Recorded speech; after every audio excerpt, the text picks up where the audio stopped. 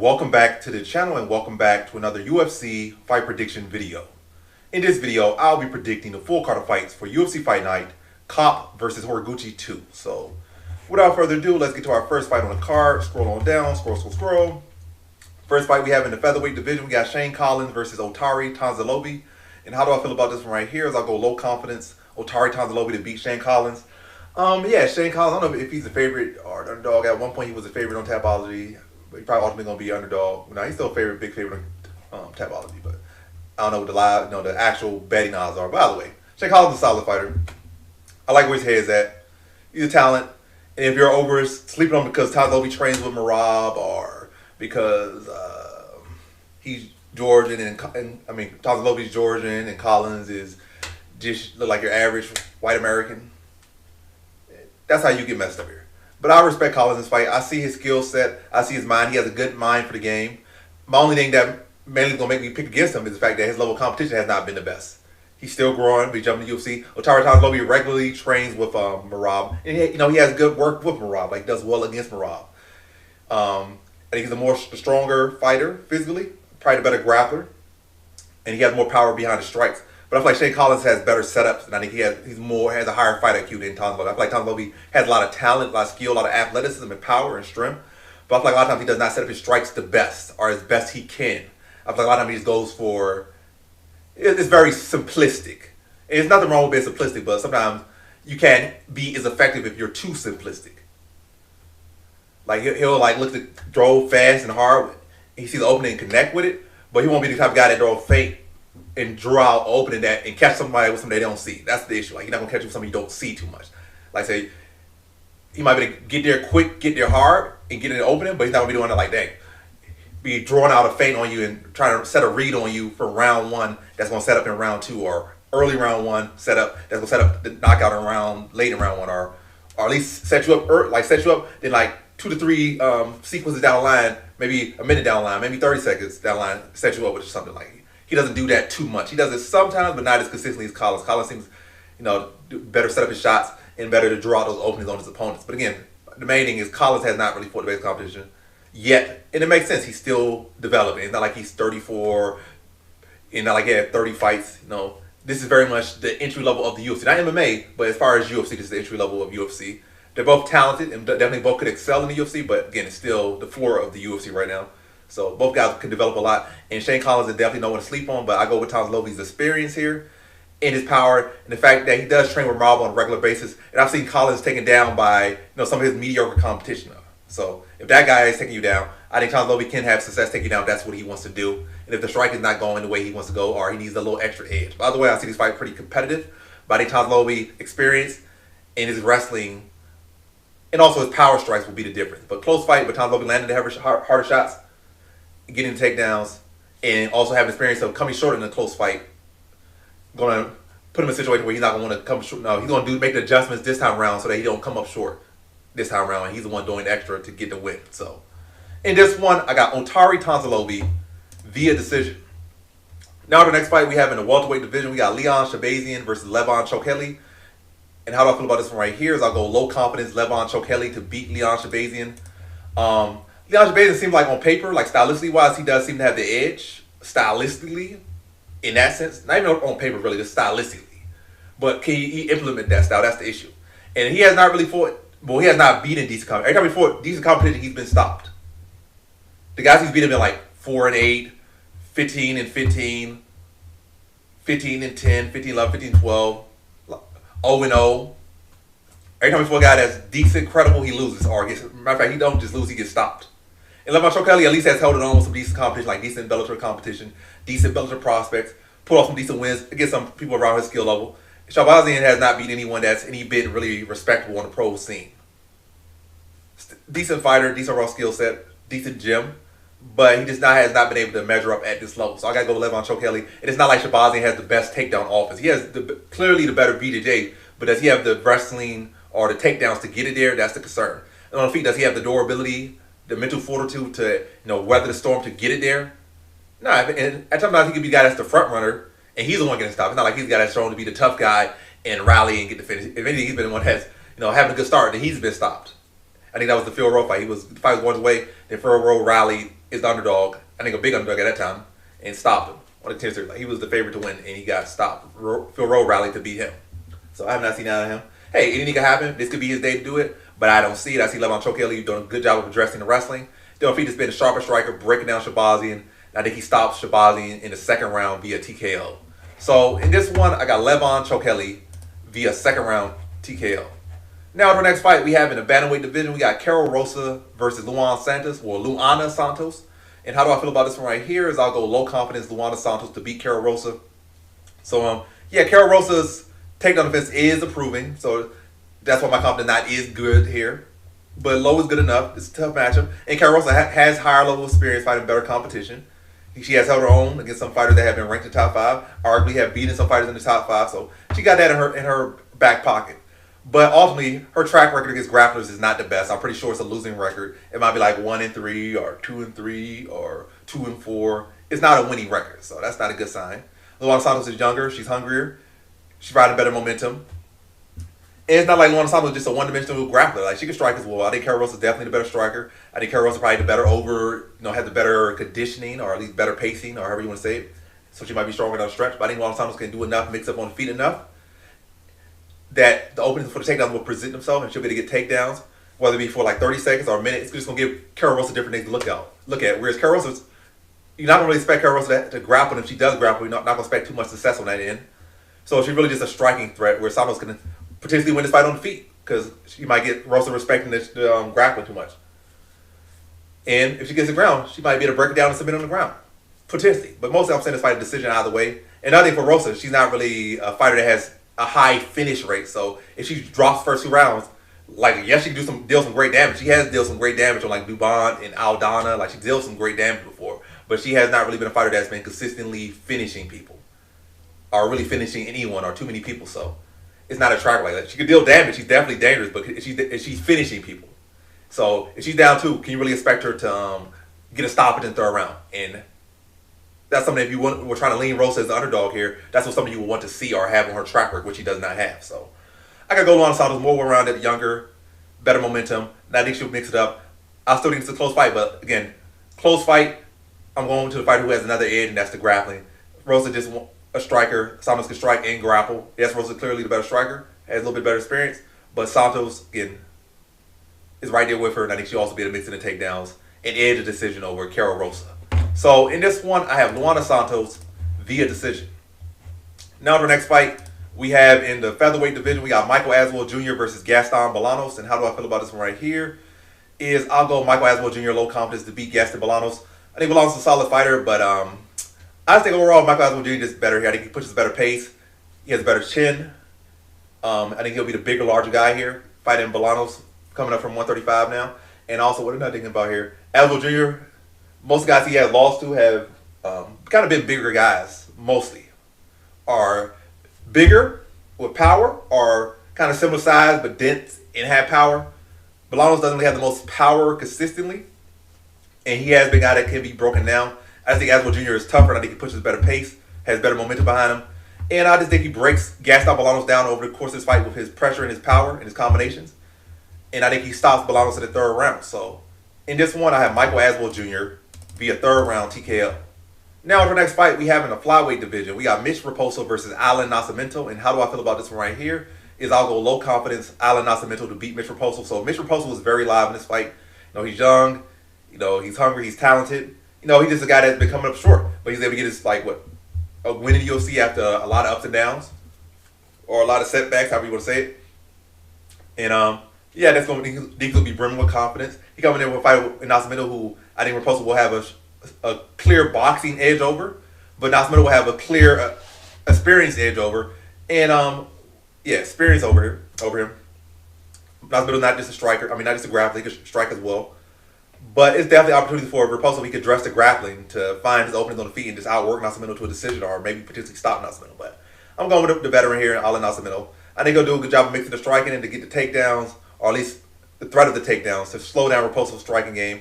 And also, Raposo is primarily a boxer. I can see Nascimento maybe game planning to attack with leg kicks, attack the lead leg, so take away the jab of Raposo a lot and really deteriorate the boxing of Raposo.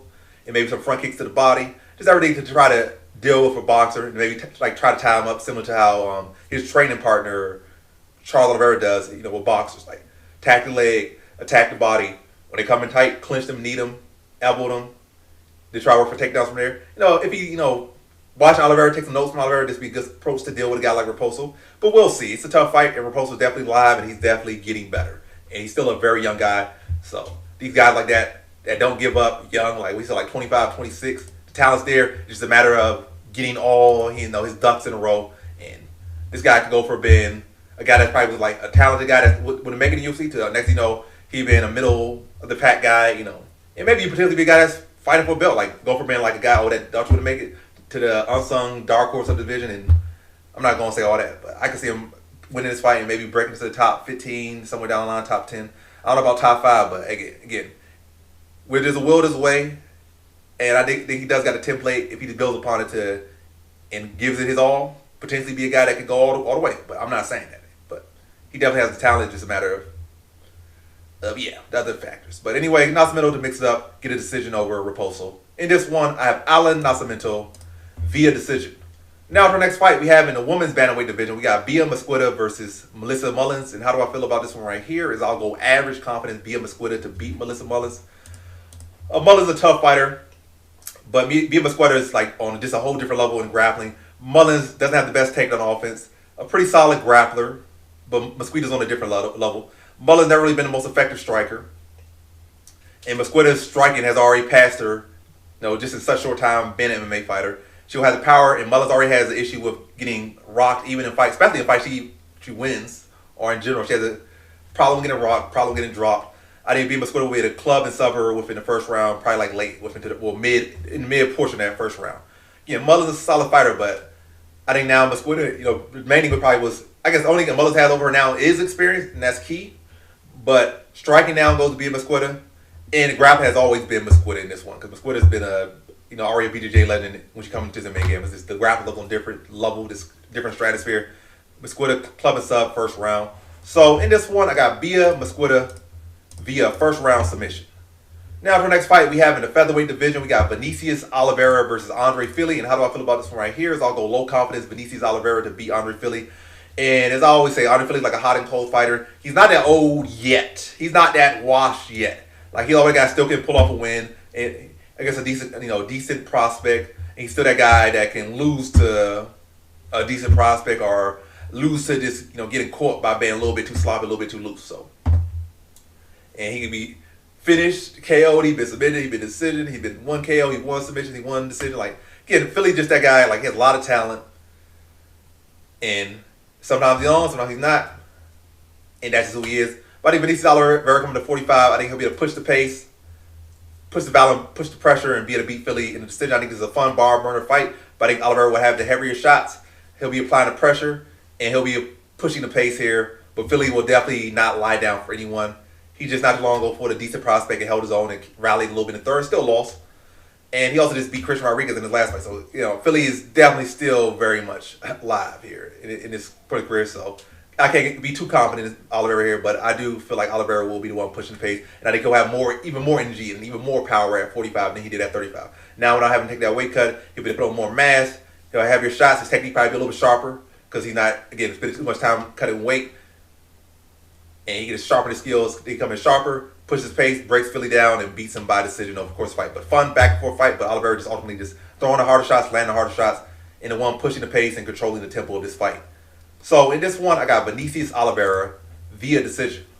Now to the next fight, we have in the featherweight division, we got Melsik Bagdasaryan versus Murtazali Magomedov. And how do I feel about this one right here? Is I'll go low confidence Murtazali Magomedov to beat Melsik Bagdasaryan. So Murtazali Magomedov, really beat some real thorough competition. Maybe like, oh yeah. Maybe if he had a more track record of just taking guys down and submitting them, and decent good guys, and taking them down and submitting them and dominating the ground, like, yeah, maybe average confidence. But Murtazali's the guy that prefers to strike. Melsik Bagdasaryan is a striker, probably the more technical striker. I don't want to say he's the more effective striker, I don't know. But he has for the higher level competition, and he is a striker. Murtazali Magomedov is kind of like a mixed martial artist. I want to say his background in grappling is that elite. I would say his striking is that elite. But he's athletic. He hits hard. And he can grapple as well. But I don't think he's particularly like top tier in any day. But I think he's the better athlete here. I think he's a harder hitting fighter. He gets better momentum behind him. And he does have a clear grappling edge, I think, if he gets it to the ground. But yeah, I think it'll be a competitive fight. But eventually, I think Murtaza Magomedov will start to wear on him with the pressure, start touching with heavy shots, get takedowns, drop heavy ground and pound, wear Baghdasaryan down. And then I think in the second round, late second round submission for Murtaza Magomedov. But Baghdasaryan is definitely live in this one. And Murtaza still got a lot to show me. This fight will be a good test to show me where he's at. Win, lose, or draw, this will show me where he's at. Allow me to be better analyze him with a little more confidence in his next fight, depending. But yeah, I got Magomedov here, more rounded, better momentum. Baghdasaryan still very questionable in the ground department. And Murtaza I think, could definitely hold his own on the feet with Melson Baghdasaryan. And yeah, late second round submission, Murtaza Magomedov. So in this one, I have Murtaza Magomedov via second round submission.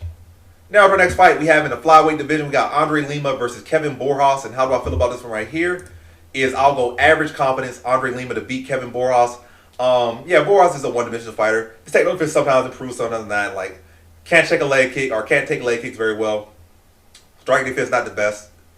And grappling is extremely suspect. I think Lima could beat him on the feet, could beat him on the ground, could beat him with kicks, could beat him with punches, could beat him all around.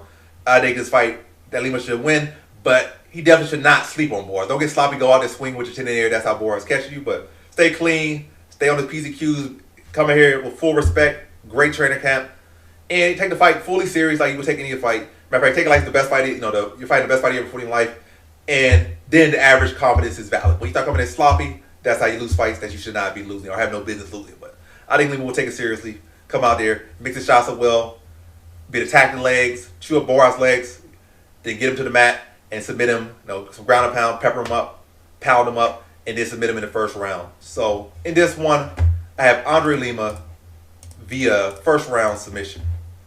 Now on to our next fight. We have in the featherweight division, we got Christian Rodriguez versus Haider Emil.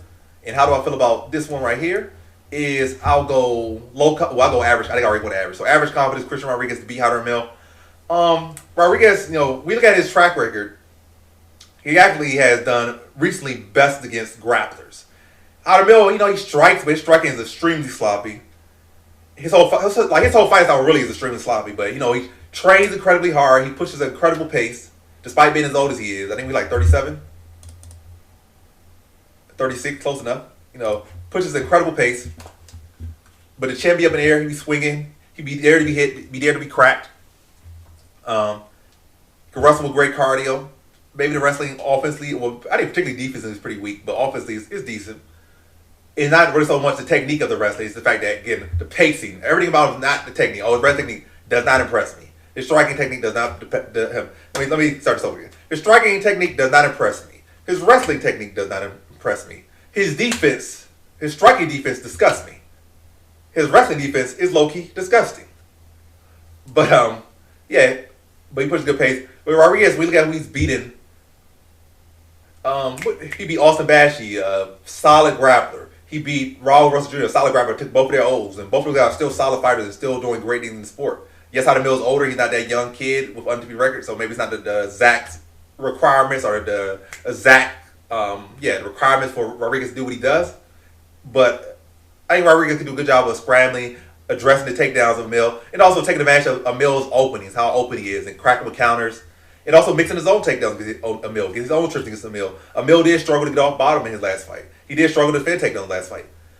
And Rodriguez is a younger fighter. He's the more tested guy. He has fought better competition. He has beat better competition. I think Rodriguez will be able to come in, do a good job of addressing wrestling. He has been in with some solid wrestlers at both.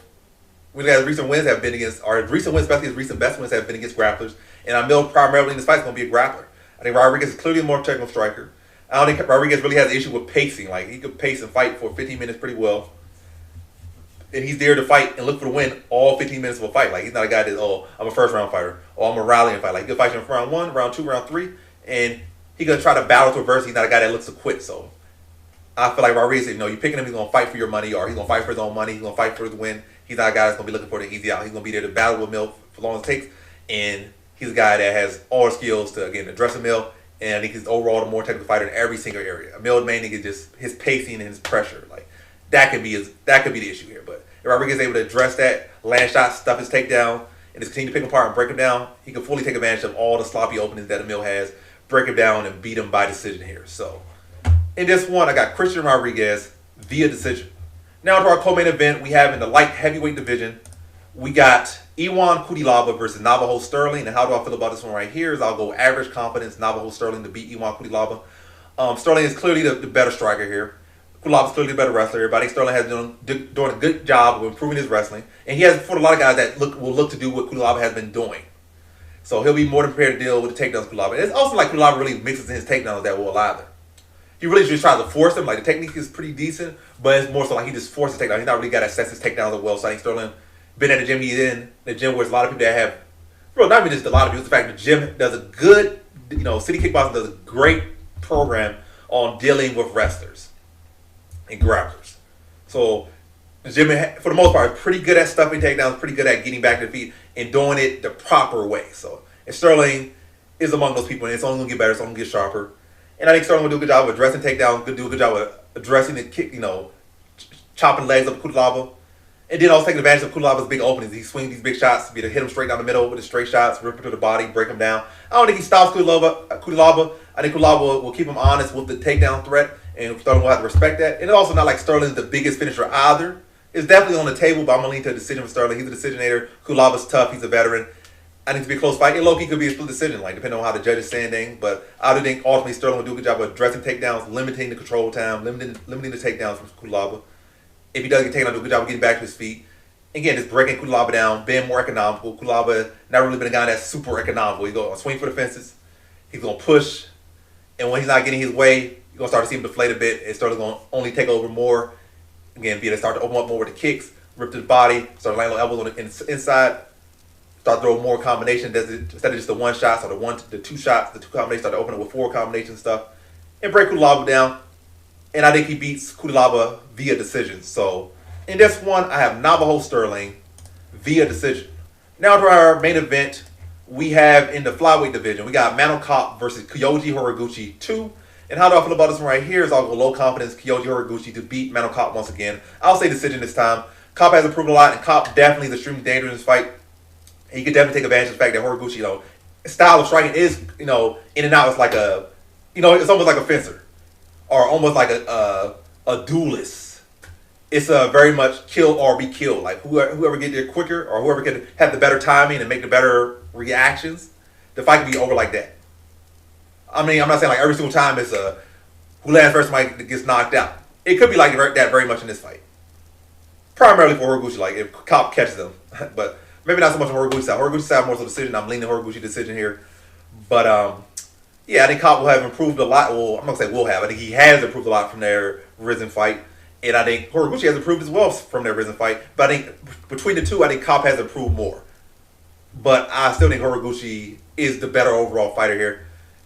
Kape's not gonna be out there getting takedowns, or really having no ground and pound. Maybe he might drop him and then have him and then or something, or sprawl him, then take his back and start to hit him some shots. But as far as getting clean takedowns, maybe like one at most. I can see Horiguchi getting 3 or 4 takedowns in this fight. Kape like one at most, outside of a takedown with his hands and dropping Horiguchi. Horiguchi get a TKO on the feet potentially, get a TKO on the ground, get a submission.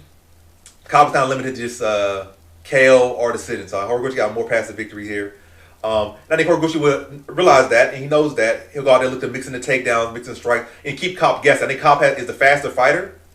Horiguchi might be the more bouncy guy, but as far as overall hand speed and reflex, I think Kape's speed and reflexes and hand speed are on a different level than Horiguchi. Horiguchi's like up there as well. Like he's up there, but Kape is like on a league of his own as far as reaction. Matter of fact, in the whole sport right now, and all of MMA outside of UFC, inside of UFC, is a right now. I'm not saying boxing or nothing, but as far as MMA goes, 125 to heavyweight, any league, Kape has the fastest hands of anybody active right now.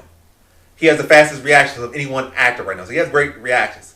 Maybe his defensive wrestling reactions can be a little better. But as far as his striking reactions, his counter, his footwork, I think he has the best, and he's the quickest. I'm not going to say the best, because some people look wrong.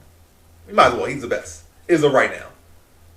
But Horiguchi, with his wrestling threat, and the fact that he has that karate style, and he could do a good job with disguising the grappling with the striking, I think he'll be able to slow down Kape's reaction, because Kape's not worry about the takedown. He'll worry about striking. Like Kape has been doing a good job of dealing with these wrestlers lately, outside of Mokaev, because the striking style is not that respectable. So if he could just deal with the takedowns. He could deal with those sloppy overhands the other guys be doing, counter them, land combinations, cut an angle, and go back to picking them apart or sprawling them. But when you deal with a guy like Horiguchi, we saw with the Mokai fight, Mokai don't have the striking that Horiguchi does, but Mokai was able to keep Kape busy with throwing high kicks, maybe a couple little sloppy overhands, and then diving at ankles. But Horiguchi come in with combinations, come in with straights, come with hooks, uppercuts, kicks. Like, he can come with all that and more. His wrestling might not be on the level of Mokai, but his striking is definitely on a different level than Mokai. So, like, Mokai had better grappling, but lesser striking, way limited striking. But Horiguchi has better striking, but he still has a grappling well. So, kind of like, he can implement it, but his own way. That's going to give Kape something different. It's going to throw off his reaction timing and allow Horiguchi to land his shots, and Horiguchi to land his takedown, also limit Kape's offense. Because in that fight against Mokai, again, it limited his offense. He was worried about the takedown. He caught a high kick that's going to load your hand up. When you had to catch, kicks on your arm or defend kicks up top, your counters can't come back as quick. So somebody throw a high kick, and they start diving at your ankle. So you got to block the kick, try to get your down blocks down or get your sprawl down, and they're already on your ankle, or at least could fake a sprawl, fake a takedown, and just throw your rack, like keep you too busy to really let your hands go the way you want to throw them. And I think that's what Horiguchi's going to do similarly, but in his own way.